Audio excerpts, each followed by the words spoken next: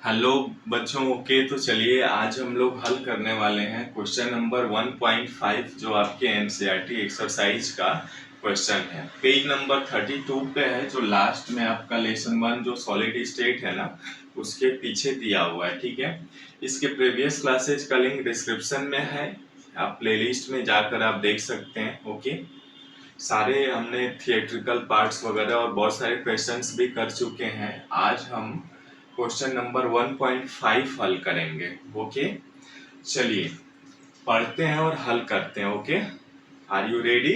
Okay, question number 1.5 कह रहा है, यदि आपको किसी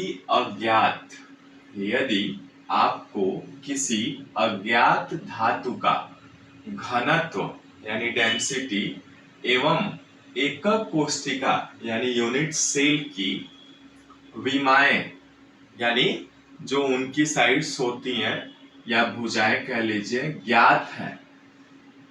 क्या आपको किसी अज्ञात धातु का घनत्व और एकक कोष्ठिका की विमाएं ज्ञात हैं, तो क्या आप उसके परमाणविक द्रव्यमान यानी एटॉमिक मास की गणना कर सकते हैं? स्पष्ट कीजिए, ये पूछ रहा है। ओके, इंग्लिश में भी वही पूछ रहा है, how can you determine the atomic mass of an unknown metal if you know its density and dimensions of the unit cell, please explain your answer. Okay, अब कह रहा है कि किसी भी अज्ञात धातु का कोई अननोन मेटल है, उसका आपको क्या क्या दिया हुआ है? घनत्व दिया हुआ है और एकक कोष्ठिका यानी यूनिट सेल की विमाएं दी हुई हैं, तो आपको उसके परमाणविक द्रव्यमान की गणना करनी है ना। अब देखिए क्या क्या दिया हुआ है। हमें कह रहा है अननोन मेटल का पहले तो घनत्व दिया हुआ है ना, जिसको आप डेंसिटी कहते हैं। और डेंसिटी को किससे निरूपित किया जाता है? डी से भी कर सकते हैं या रो से भी कर सकते हैं। ठीक है, ओके। उसके बाद आपकी एकक कोष्ठिका की विमाएं भी दी गई हैं, देखिएगा ध्यान से, यानी साइड्स जिसको कहते हैं, साइड्स ऑफ यूनिट सेल दी गई हैं। सपोज कर लेते हैं ए है या बी, कुछ भी मान सकते हैं जैसे आपकी इच्छा। ओके, तो कह रहा है कि उसके परमाणविक द्रव्यमान यानी परमाणविक द्रव्यमान यानी एटॉमिक मास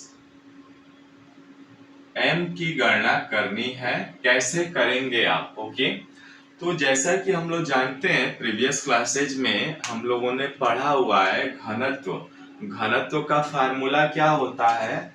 आप जानते हैं घनत्व का फार्मूला क्या होता है, बताइए।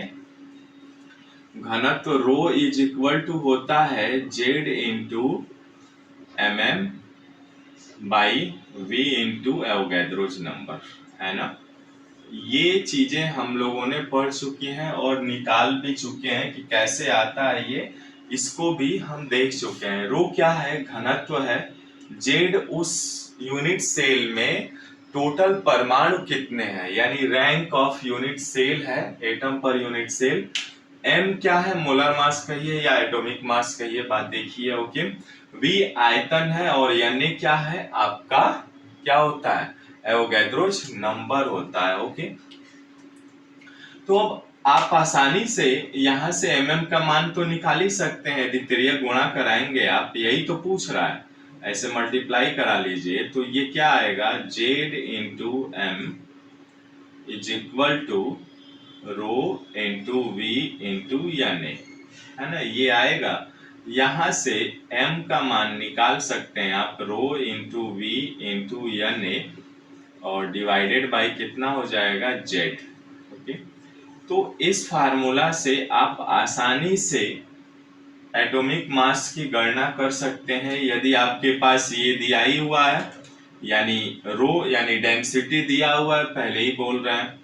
आयतन भी निकाल सकते हैं, क्योंकि हमें क्या है, विमाएं दी गई हैं, तो आयतन हम आसानी से निकाल सकते हैं ना। आयतन बराबर क्या होगा? भुजा का क्यूब यानी घन, तो आयतन भी निकाल सकते हैं। एन ए हमें पता ही होता है, क्या होता है? 6.023 इंटू 10⁻23 प्रति मोल, है ना।